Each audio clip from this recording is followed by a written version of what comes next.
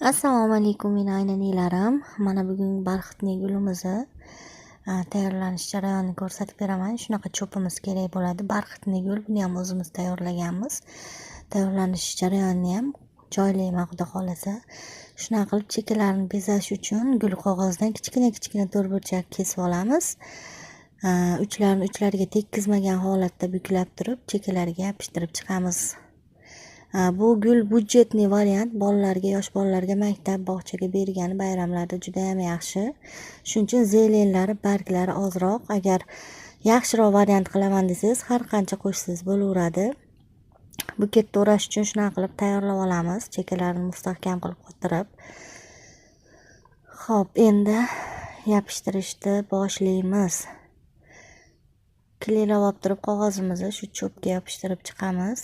Birinchisini yopishtirib oldik. Ikkinchisini ham yopishtirib oldik. Kilaylar iloji boricha yaxshilab isib olgandan keyin yopishtiringlar. Mana uchinchisini ham yopishtiryapmiz. Endi tag qismi, undan oldin chekalarini qotirib chiqamiz. Yaxshi mustahkam bo'ladi, chiroyli turadi. Xo'p, cho'pni uch qismiga yopishtirish uchun, cho'p ko'rinmasligi uchun kilaylab yopishtirib oldim. Bu joyini ham kilayladim. Mana yopishdi.